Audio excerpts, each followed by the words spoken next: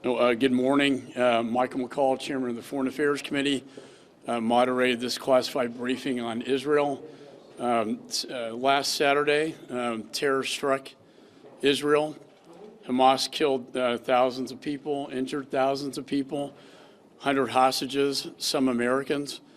I was in the kibbutz just in the border of Gaza last year with Speaker McCarthy, and talked to many of the residents there, saw the daycare center. It's disgusting to me that 70 Hamas killers went into that village and slaughtered almost all of the residents there, including the babies at the daycare center, some of whom were beheaded. This is an act of terror it cannot stand. We heard from the administration. There seems to have been a failure of intelligence as well. We're not quite sure how we missed it. We're not quite sure how Israel missed it. We know that Egypt had warned the Israelis 3 days prior that an event like this could happen. We know that this had been planned perhaps as long as a year ago. The other concern is escalation in the region. We know that Hezbollah has 100,000 rockets that would overload the Iron Dome. We know that in Syria we have ISIS.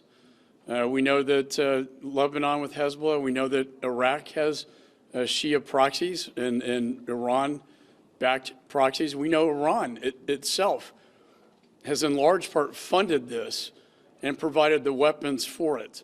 We don't want to see escalation. We want to see this contained to Gaza. However, we're very concerned about the fidelity of our intelligence and the escalation of a conflict in the Middle East that could turn into a global jihad movement in Israel. I know there are some questions, but with that, I want to turn to my colleague, Max Miller, first, and then Mr. Kustoff. Thank you, Chairman McCall. As one of just two Republicans who are Jewish within this body, and David standing behind me, what we witnessed a few days ago was absolutely horrific. As the chairman just said, babies being beheaded. We took a vote earlier in this Congress to stand against anti-Semitism. I don't know if any of you remember that, but it was because of the gentlelady Jayapal and her comments about Israel, calling it a racist and apartheid state. 9 individuals of this body voted no. Does anyone want to take a guess of what party they were for? That was the Democrat Party. We have a problem within this body. What I want to see out of this administration and President Biden and Democrats and Republicans here, I want to see President Biden go after our allies that we have, like the Qataris, and military relationships that we have, and extradite these Hamas terrorists that we know that they are there. And I would like to see that happen in a very forceful way. And the other thing that I'd like to say is I would like this administration to get out of Israel's way and to let Israel do what it needs to do best. And in my opinion, we have been measured since 1948, and Israel has been measured since 1948 in their approach. I believe that they need to do what they need to do in order to keep every Israeli safe. And the last thing that I'll say, this isn't just Jewish blood. Israel is a place, it is a functioning democracy. Israel recognizes every religious denomination, race, and creed. These savages not only killed Jewish people, they killed Christian people, they killed Hindu people, and everyone underneath the sun. Make no mistake, they want to end our way of life here in this country as well. It's my honor to introduce a friend and a Jewish colleague of mine, David Kustoff. Thank you. Thank you, Max, and thank you, Mr. Chairman, for convening us today. If I can, a few short-term things and maybe one long-term. Short-term, the United States has to do everything within its power to make sure that whatever American hostages remain are rescued and they're brought back to the United States. That's the first thing. Secondly, the administration, the House, and the Senate needs to make sure that Israel has the weapon systems, the artillery, and everything that they need so that Israel can defend herself. Israel is surrounded by evil, and we've seen that play out over the last several days. And the last thing, short term, it is so vital that the United States stands directly with Israel.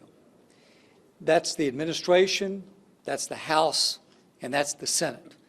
I would strongly urge President Biden to invite Prime Minister Netanyahu to the United States and meet with him in the Oval Office. That message to the rest of the world is so important. We need to speak with the united front. The rest of the world needs to know that the United States is firmly behind Israel. So those are the three short-term things that we need to look at over these next several days and next several weeks. The one long-term thing, and there are a lot of long-term issues, is something that Chairman McCall brought up a moment ago. Our intelligence has failed us. Certainly the Israeli intelligence failed, but ours has failed. And as we've got a massive surge at our southern border, over 1.7 million people who've crossed our southern border over the last 2 years, if the intelligence failed in Israel, our intelligence, where we didn't pick up on this, I've got concerns about our own homeland. So from a long-term perspective, we need to make sure that we get our own house in order to make sure that we don't suffer an attack on our homeland like Israel did over the past several days. Thank you, Mr. Chairman. I'll turn it back to you. Thank you. Mr. Chair. And let me just say also that we're introducing today, Ranking Member Meeks and myself, a resolution condemning Hamas and showing strong support for Israel. We have over 400 co-sponsors, which is almost unheard of, showing our support for Israel.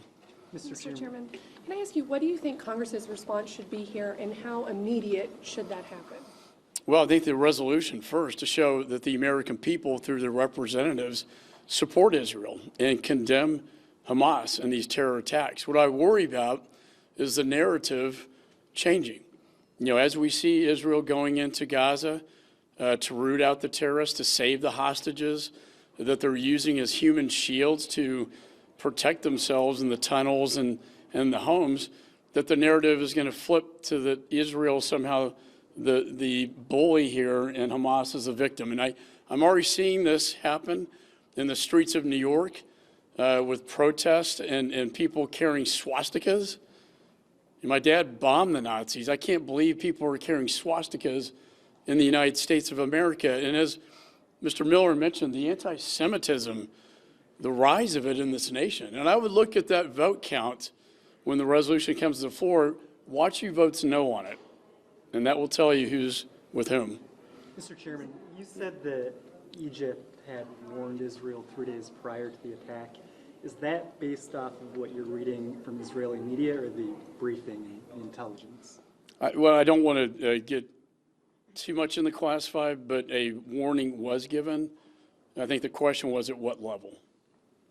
How serious are the discussions about packaging Israel and Ukraine aid? And also, I think the other day you also threw out border security in Taiwan. Is that what we could end up seeing come to the floor? I mean, we're looking at, look, this is going to be a leadership call. I'm working with, as part of leadership, I've had discussions with OMB.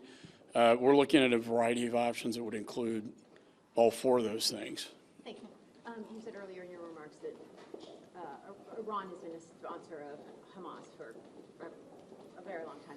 Is there any direct link that they have made that shows that Iran was responsible for this recent attack, or are there some reluctance to draw that link? I think there was reluctance. I will tell you on my own opinion is that they have funded them $100 million a year. They give them weapons. A lot of the rockets fired into Israel came from Iran. Iran is behind this. And I know the administration is loath to peg Iran as responsible, but I think all roads lead to Iran. We certainly don't want to see this escalate, but Iran's already in this.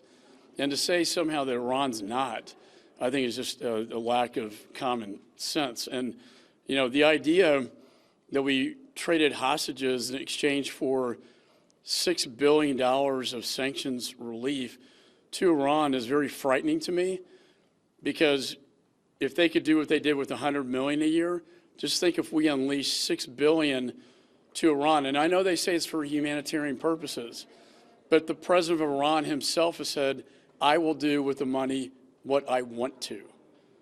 That's enough for me. We need to find a way to stop that. On the hostages, did you get a better sense of how many Americans are among the hostages?